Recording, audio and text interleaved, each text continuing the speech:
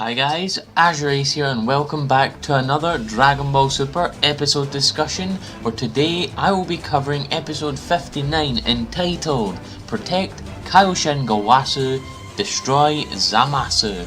And man, does it live up to its name. You'll see exactly how Beerus does it, because it's obviously going to be Beerus destroying Zamasu if you've seen the leaks, but you'll see how he does so very soon. I do want to apologise first if I sound a little jumpy. I've just gotten off of watching Mirai Hen or Future Arc episode 12, the raw version of it, so I'm like, whoa, what just happened? But anyway, let's just get right into this episode of Dragon Ball Super. Kaioshin Gowasuを守れ、Zamasuを破壊せよ。 So the episode begins exactly where 58 left off in Universe 10 as Zamasu walks out of the building with the tea and such for Gowasu, and he is confused as to why Kaioshin, or Supreme Kai, Beerus, Whis and Goku are here. So he goes over, greets them and goes on about how if they've found a certain individual, being Goku Black, Gowasu tells them that they're actually here to see Zamasu this time, where Beerus then says that Goku just opened his big mouth because he wanted to fight him again. Goku says that he didn't, and he gets all, slapstick comedy from Beerus again as he hits him in the head. Zamasu says that they should get it over with right now, and he's very suspicious that they know his plan to kill Gowasu and to take the time ring. Beerus then replies saying that it won't be necessary since they're having tea right now, and they decide to go. Beerus comes up with a little excuse saying he's going to sleep again. Whis then gives Gowasu a souvenir from Earth, which is tea leaves and daifuku, which I looked up and it seems to be like a rice cake with filling inside. I don't know, something like that. Gowasu then thanks Whis and they leave. We then switch to somewhere out in space as Whis, Beerus, Goku and Kaioshin stop. Whis sets up this bubble thing to stop Goku from flying into space. Whis and Beerus confirm that Zamasu most definitely has the intent to murder Gowasu. Goku and Kaioshin couldn't sense that because Beerus and Whis are sensitive to that sort of thing, just because, Beerus is like a god of destruction and things like that. Goku says that they should go and get Zamasu before he kills Gowasu, but Beerus says that they can't go and kill him just off of the fact that he has, just a murderous intent. They don't have anything to, condemn him right now. They can't really kill him without them having a speck of evidence against him. But Whis then sets up a screen to watch Gowasu and Zamasu's every move. Kaioshin suspects that maybe Zamasu has poisoned the tea. However, the community was duped by the previews as the tea was not poisoned, as we see Gowasu easily drinking it normally. We switch to the future out in the countryside, or in, I don't know, just out in the mountains in this small house. We get to see Zamasu and Black there. Black says he was close to killing Goku, and Zamasu replies saying if he kills Goku, he'll have no one to help him ascend to newfound power. And this is an interesting line that Zamasu says right here. He says that he should have also used the Super Dragon Balls to make himself immortal, like Zamasu. So is he a completely different being, not the evil being taken out of Zamasu? Is he a completely different being? Is he a Kaioshin like we all hope he can be? Who knows? But Black then powers up to Super Saiyan Rose, and he says that he just needs this power and not immortality. Zamasu says it's ironic that the Zero Mortals plan does require the help of humans, or mortals, or ningen, or whatever, to complete it. We then switch to the Resistance base with Future Mai, and Maki and Haru come running up to her, the two kids from before, and they give her treats that Yajirobe had been hiding. One thing I have to say about these kids in general, Maki and Haru, I have a distinctly, such a bad feeling that something's gonna happen to them. Whether they're gonna die or they're gonna be really, really badly hurt, I don't know, but I feel like it's gonna have a very big impact later on in this arc. And what this might possibly do is provide such a rage boost for Trunks that, depending on if he is trained, surrounded by God Ki or whatever, could fully unlock his God powers and ascend him to Super Saiyan Blue. Who knows, that's just a little thought for you guys, because it seems like these kids will be very important later on. We cut to the past as Vegeta's still training in the gravity room, Bulma's doing repairs on the time machine. We switch to Future Trunks outside and the Pilaf gang is spying on him as per usual, and it's just another, Pilaf gang shenanigan that they always do. a lot of people don't like the Pilaf gang, but I honestly do. It adds that comedy that Dragon Ball needs. Pilaf says that this is my chance to cheer Trunks up, and this is just, like I said, you know, I don't know what to say about this, but Pilaf's face goes all, you know, it looks like an average slice of life girl's face as he puts his arm around Shu and he starts saying stuff, and it's just the Pilaf gang, just the Pilaf gang, that's all it is. Shu starts crying while Pilaf is patting Shu, and it's just, yeah, it's exactly how it sounds. Mai then shouts at them to go away, and they do.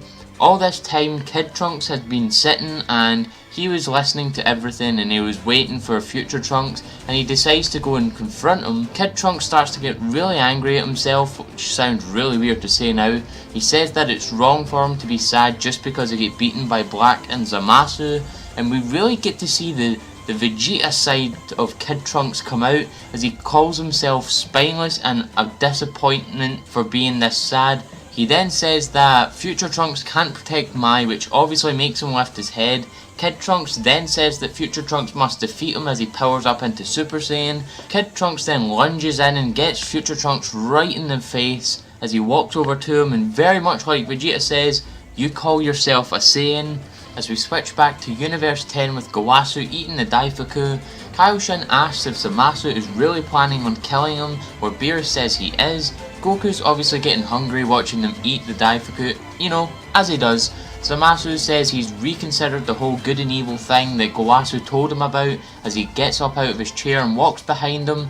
Gowasu is happy that Zamasu finally sees it how he sees it as he continues to drink and eat, and we see Zamasu, he lifts his hand up into the air, the aura begins to form around it as Kaioshin and Goku start to panic. It looks like Gowasu gets stabbed, but he actually just choked on the food. Zamasu then lifts his hand up again, forms the aura, smacks Gowasu right in the back, killing him, making him drop the tea, whereupon Whis immediately taps his staff on the ground as he uses his time reversal or his temporal do-over technique, the one that was used to stop Earth from being destroyed by Golden Frieza during the Resurrection F arc, as they go back in time to before Zamasu killed Gowasu. Whis then says it's time to go as they head straight back to Universe 10. Zamasu strikes down with the blade and stops as they look and they see a cat oven mitt thing on Zamasu's hand, which is really weird. But Zamasu starts to back away and he backs into Beerus, and he is seriously starting to panic now. Beerus then tells Gowasu that Zamasu intended on killing him when Whis cuts the oven mitt to reveal the blade to Gowasu. Kaioshin explains that Zamasu planned on killing Gowasu to take the time ring and to use the Super Dragon Balls to create a being known as Goku Black and to have an immortal body as well as to destroy all mortals. Zamasu is impressed that they saw through his plans just because he wanted to kill Gowasu, when Goku then says that they went to the future and saw the plan unfold for themselves. Zamasu says that just because he knows that now that he cannot fail here, whereupon he goes to strike down Goku with the blade, but Beerus steps in and catches his hand easily, and man, this is so savage. This is the ultimate savagery. He starts to twist Zamasu's arm and places his hand in front of Zamasu's face, and he says, "Hakai, destruction," as Zamasu literally starts disintegrating into nothing but dust. Beerus just disintegrated this fool. This episode, if anything, serves as a message to everyone that no one can screw with Beerus. Goku can't screw with Beerus, Vegeta can't screw with Beerus, no one can. Well, obviously Whis and Daishin can, and Zeno can screw with Beerus, but no one can screw with Beerus after this episode. That was utterly insane what he did to Zamasu. We switch back to Earth during the Trunks versus Trunks fight. Feels so weird saying that. And future Trunks decides that's enough's enough, and that he never thought he would encourage himself like that. So he walks over to Kid Trunks and he thanks him for it. Whis, Beerus and Goku then return, with Whis and Beerus telling everyone that Zamasu has been destroyed and that the future should be safe.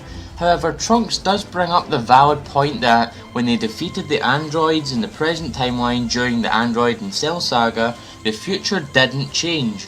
Beerus then explains that if one god kills another, it most certainly has to have an effect on the timeline. Bulma doesn't believe him, but Beerus asks them to believe him, and as we'll see soon, that belief was sadly for the future false. Goku says that they should believe Beerus, and Trunks says he hopes Beerus is right as the episode ends there. Now it's time for my overall thoughts of this episode. Another solid episode, not too much in the ways of like explanations and stuff like in chapter 16 of the manga. We got the explanation on why Trunks is so strong, and the reason for that is because he trained with the Z-Sword with future Kaioshin and future Kibito. But man, this was a good episode nonetheless. The way we got to see Zamasu just get completely smoked like that by who else other than Beerus was just brilliant. It was great to see him back in action, and it's just what I'd expect from the God of Destruction. However, I will say that I would have really liked that to be dragged out a bit more. Maybe Zamasu attempting to fight Beerus but completely failing before being destroyed. I don't know, I would have just liked it to be dragged out a little more. I didn't mention this in the discussion, but Sumitomo's music for that destruction scene, absolutely masterful. If Sumitomo does know how to do something right in Super, it's the God music. He just does that perfectly, really. But now with the overall thoughts out of the way, it's time to get into the previews as we get into episode 60 of Dragon Ball Super. Absolutely crazy to think we're this far into the series now, and it's entitled Back to the Future, Goku Black's Identity Revealed. So weird they're going with that Identity Revealed title again. Hopefully this time they won't fake us out and not give us his identity this time like they did in the past. But as we get into the previews, we can see that the gang do indeed return to the future in this episode. And like I said before, Beerus was wrong as Zamasu and Black still exist in the future. I wonder if they'll ever bring Beerus and Whis along with them, because it doesn't look like they go along with them in this episode. We also get to see Trunks has his original Super outfit back with the blue jacket and the red bandana, which is absolutely great. I still love that outfit. In the previews as well, it also looks like Black and Zamasu intend on using the time rings, because Black puts his fist out with the time ring, a lot like how Gowasu did in the Planet Babidi episode. However, it doesn't look like he gets to, because we do see Super Saiyan Blue Vegeta getting right back into the action with a Super Saiyan Blue Vegeta versus Super Saiyan Rose Black rematch in the books for this episode, which is absolutely fantastic. The last shot we see is just Trunks running in a dark area, possibly in a building, or maybe he's running through the subway to get Mai, who knows. But that's all for this episode discussion. Absolutely brilliant, and I can't wait for next week yet again. If you guys like this video, please leave a like and a comment in the comment section below. Share this amongst your friends. I've been AzureAce, and thank you for coming to the video. It is I, Vegeta, the Prince of all Saiyans, and you're watching AzureAce. Subscribe for more content like this one.